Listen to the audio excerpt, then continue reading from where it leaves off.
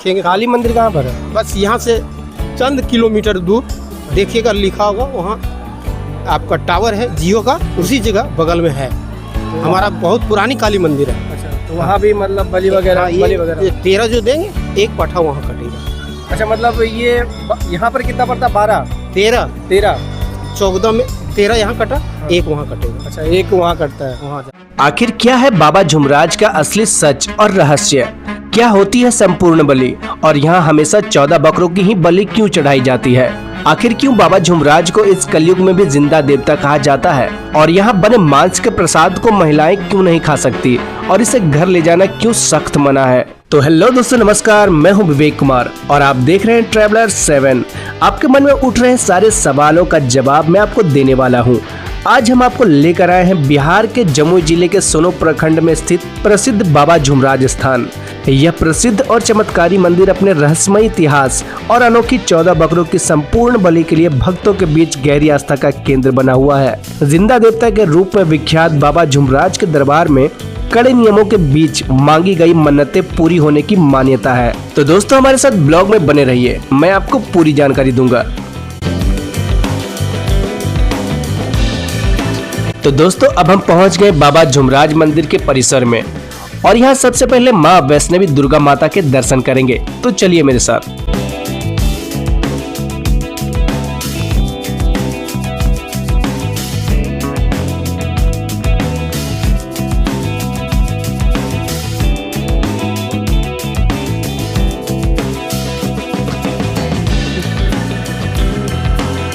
और इसके बाद हम प्रसिद्ध पंचमुखी हनुमान जी का आशीर्वाद लेंगे। तो चलिए आपको मंदिर की तरफ लेकर चलते हैं। दोस्तों, अगर आप बाबा झुमराज स्थान के बारे में कुछ भी जानते हैं या आपके पास कोई अपनी कहानी है तो नीचे कमेंट में जरूर बताएं। और हाँ, आप इस वीडियो को किस स्टेट से और किस सिटी से देख रहे हैं, कमेंट में जय बाबा झुमराज लिखकर हमें जरूर बताइएगा। बाबा झुमराज को बिहार और झारखंड दोनों राज्यों में चमत्कारी लोक देवता के रूप में पूजा जाता है। मान्यता है कि यहाँ सच्चे मन से मांगी गई हर मन्नत पूरी होती है, चाहे वो नौकरी हो, सेहत हो या परिवार की सुख शांति। तो चलिए मैं आपको बताता हूँ संपूर्ण बलि क्या है। जब किसी भक्त की बहुत बड़ी मन्नत पूरी होती है तो वह बाबा को सबसे बड़ी पूजा अर्पित करता है, जिसे संपूर्ण बलि कहते हैं। लोक मान्यताओं के अनुसार 14 बकरों की बलि परिवार के कुल दोषों, सभी दिशाओं के कष्टों और नकारात्मक शक्तियों को पूरी तरह खत्म करने के लिए दी जाती है। 13 बलि बाबा झुमराज के स्थान पर पड़ता है और एक माँ काली के स्थान पर। यह यहाँ की सबसे विविध लेकिन अटूट परंपरा है।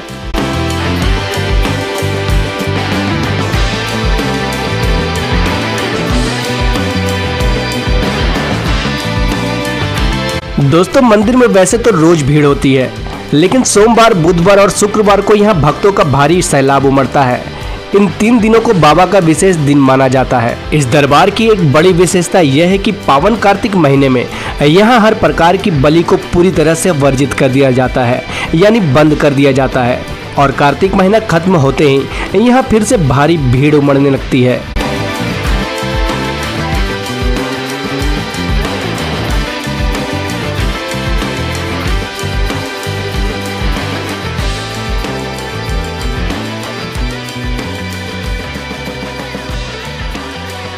बाबा झुमराज के इस दरबार की महिमा को सुनकर हर कोई हैरान रह जाता है।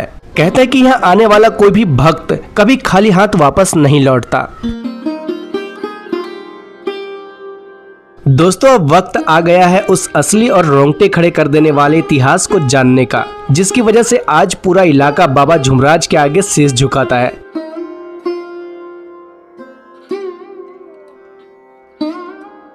यहाँ के स्थानीय लोक कथाओं के अनुसार सदियों पुरानी बात है, जब यह पूरा बटिया क्षेत्र एक बेहद खूंखार और घना जंगल हुआ करता था।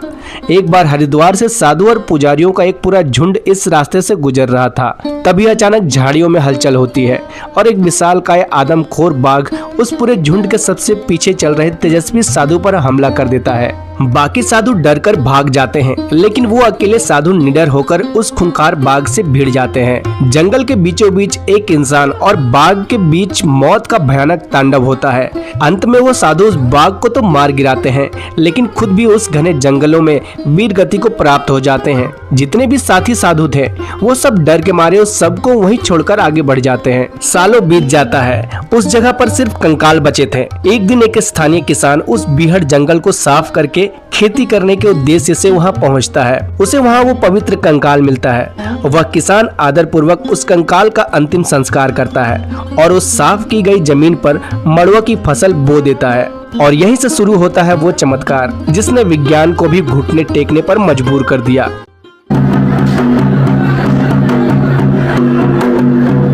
फसल पककर तैयार हुई। किसान ने पहले दिन आकर पूरी मेहनत से मड़ुआ की फसल काटी और खुशी खुशी अपने घर चला गया। लेकिन अगले ही दिन जब वो वापस खेत आया तो उसकी आंखें फटी की फटी रह गई। जिस फसल को उसने काटा था वह खेत आज भी फिर से लहलहा रहा था। किसान हैरान था। उसने दूसरे दिन फिर से फसल काटी, लेकिन तीसरे दिन फिर से खेत में वैसा ही था। ये सिलसिला लगातार 7 दिनों तक चलता रहा। थक हारकर खौफ और आश्चर्य से भरे उस किसान ने हाथ जोड़कर घुटने टेक दिए और रोते हुए पुकारा, हे प्रभु, आप कौन हैं? मुझे अपना सच बताइए। तभी अचानक एक तेज प्रकाश हुआ और वही दिव्य साधु प्रकट हुए। उन्होंने कहा, मैं झुमराज हूँ। सालों से मेरी आत्मा यहाँ भटक रही थी क्योंकि मेरे अपनों ने मुझे छोड़ दिया था, लेकिन तुमने मुझे अग्नि दी, मेरा सम्मान किया। यह मड़ुआ की चमत्कारी फसल मेरी ही शक्ति का प्रमाण है। अब से मैं इसी स्थान पर पिंडी के रूप में वास करूंगा और जो भी यहाँ अपनी मुराद लेकर आएगा उसकी हर मनोकामना पूरी होगी। दोस्तों, यही वो सच है जिसकी वजह से आज सदियों बाद भी यहाँ मन्नत मांगने वालों की कतार खत्म नहीं होती। चलिए अब बात करते हैं मंदिर कमेटी के मेंबर से और जानते हैं कुछ विशेष। नमस्कार, बहुत बढ़िया, बहुत बढ़िया। आपका नाम क्या है? मेरा नाम तुलसी रजक है। ये एक साक्षात जिंदा देवता है। जो भी श्रद्धालु हमारे मन्नत मांगने आते हैं वो उनकी मन्नत पूरा होता है। हमारी कमेटी मात्र 13 महीना में सरकार को हमने 52 लाख रुपए दिखाए। अच्छा। और अगली कमेटी जो थी वो तो 1 साल में 2,60,000 ही दिखाया। अच्छा, आपकी कमेटी ने उनको सरकार को यहाँ से उतना जी, नैश बोर्ड को हमने दिखाया, जिसका इनकम टैक्स मुझे 2,60,000 भरना पड़ा। हम लोग साफ और सुथरे मन से हैं। जब से हमारी मंदिर में आई है प्रगति आप देखते होंगे। टाइल्स, मार्बल और 4 सेलिंग का काम करा रहे हैं। और सारी जो मन्नत है हम लोगों का बाबा का 52 फीट का गुम्बद जो पटना हनुमान मंदिर में 51 फीट का है, मैं 52 फीट का बनाने का वादा करता हूँ। ये देने वाले बाबा झुमराज है। अच्छा, थोड़ा हम ये बोलना चाह रहे हैं जैसे कि ये जो आप थोड़ा सा ये मंदिर का जो थोड़ा सा कचरा वगैरह इधर ये जो है ना, हम सीढ़ी बनाएंगे, ठीक है। और सीढ़ी बनाने के चारों तरफ ग्राउंड करके और इसमें फूल लगाएंगे लोग को घूमने के लिए।